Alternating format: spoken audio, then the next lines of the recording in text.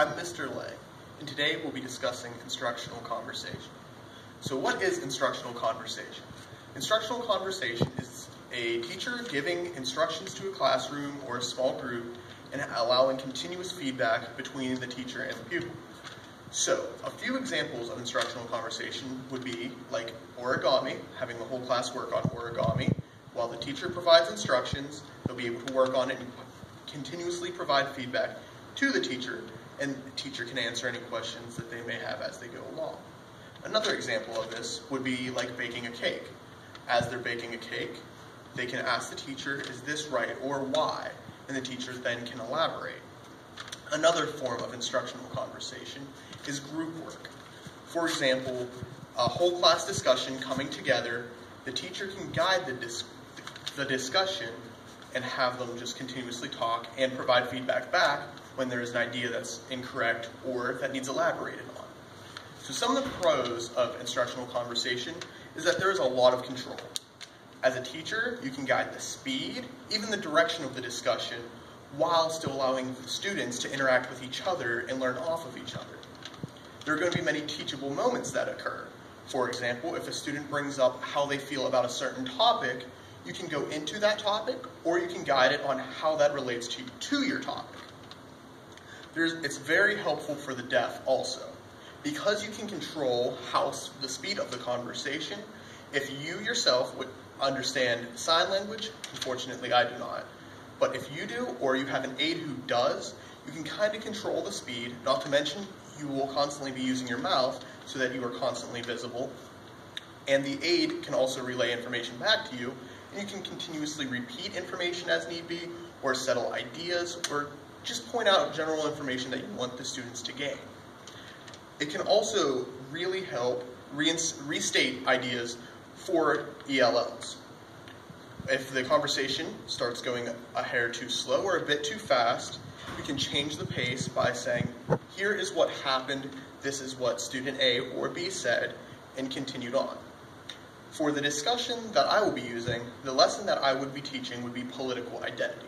So how I would use this as a teacher is one, I would have the classroom arranged so that they could all face each other.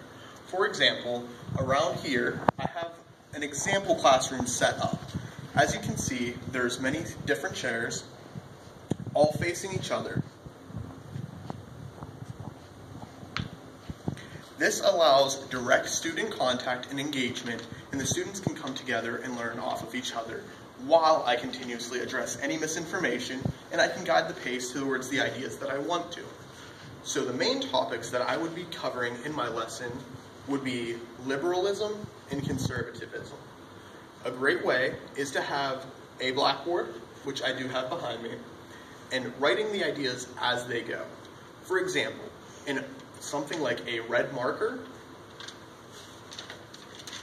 I would start off using the ideas of conservatism, because conservatives are typically seen using red color.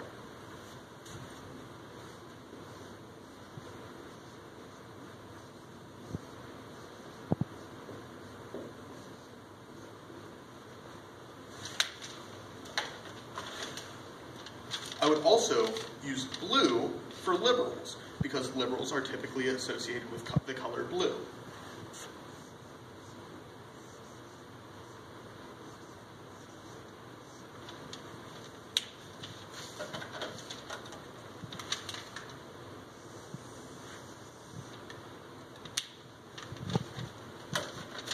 Now, a great question to start off a class is sort of a do now, would be asking the students, do they know what liberalism is?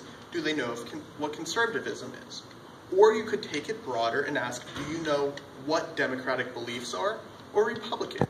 Or you could go so far as to ask, do you believe that you are more Democratic or you're more Republican? This could lead into a conversation of, how do you feel about the policies put in by the president, which could directly deal with current events? And again, with that control, you can guide it so that it doesn't become a debate, that it becomes more of a discussion.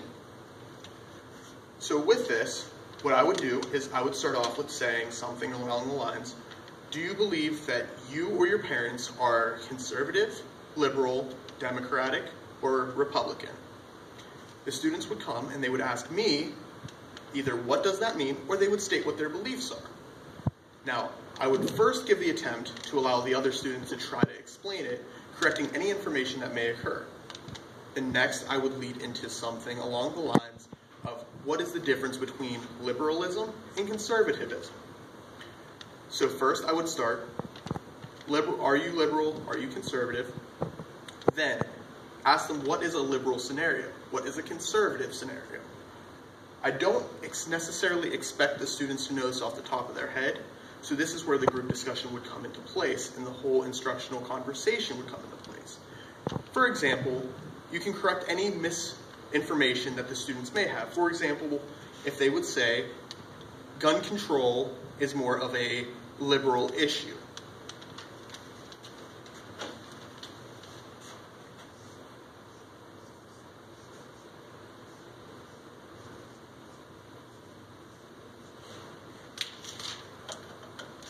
Now, I would say, do you all agree that gun control is more of a liberal or democratic issue?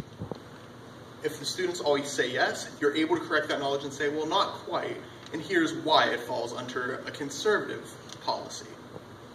Now, if there's a student who disagrees, it allows the opportunity for that student to speak up and correct that knowledge while being guided by the teacher.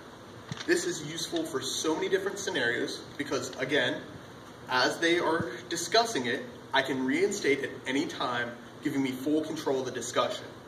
Or if it gets off topic, I can realign it back to what's on the board, should any other ideals be put on the board. I could also ask the students, what do you feel is a conservative issue? And if they get it correct, again, I could write it on the board, which allows giving a visual representation along with the verbal descriptions we're each having. Now, when dealing with it, you can definitely use color association, especially for something such as conservative ideals versus liberal ideals. Along with the pace that I'm speaking, it will help students who are currently ELLs to really follow. The color coding will allow students to identify better and associate better. And as for students who may have a hearing impairment or are deaf, my mouse will be constantly visible, and along with the discussion, all students should be able to see each other. Now, one of the most important things to keep in mind is that it is students trying to learn off each other, which means that as a teacher, you do have to understand that when a teachable moment comes up, you can't skip it, but also make sure that the students are getting a chance to discuss with each other as well as it is a guided conversation.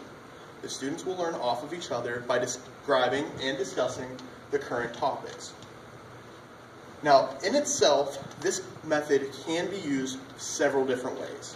It makes a great motivational activity to start off of a lesson, such as having a small discussion on whether they believe they're liberal or conservative. Or it could be used as an entire lesson with a more focused base of its discussion, and then that is when you would get more involved in listing ideas, explaining them, allowing the students to associate, and discussing several different issues in today's society. It could also be used as a form of assessment if you have smaller groups. For example, if I have a small group, I can ask each one, what do they know? What do they think of themselves? I can also give assignments such as, write what your parents believe and interpret it your own way. Or, what do you believe? And then I can grade it based on the accuracy of what issues they bring up. For example,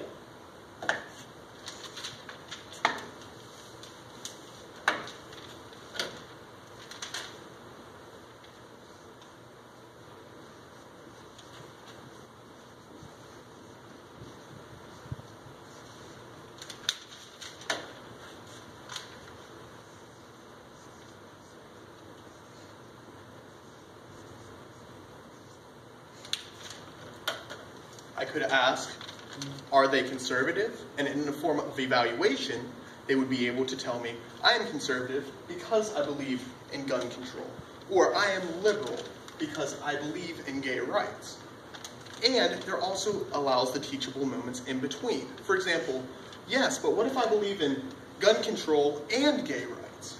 Well, then here I can introduce, if it's part of my lesson, or even if it's not, a more moderate spectrum.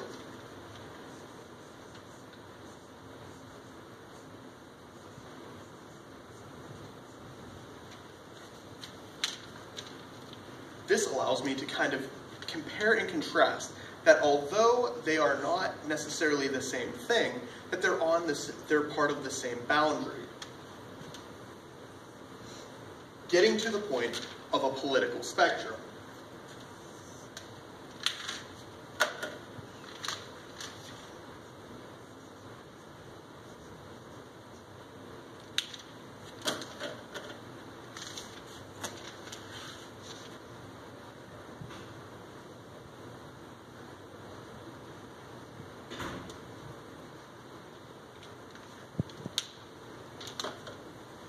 Now, again, I would use this as a full lesson, so I would have many different issues listed onto the board, which would allow, what if I feel that I'm moderate, but I feel my beliefs are more towards the conservative or more towards the liberal?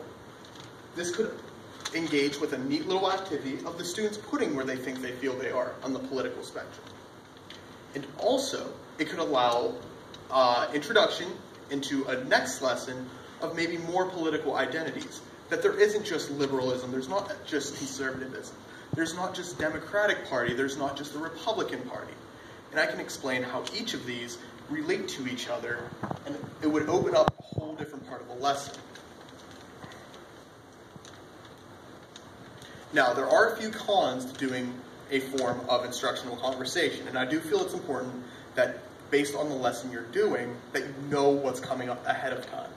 For example, doing an instructional conversation does require a lot of planning.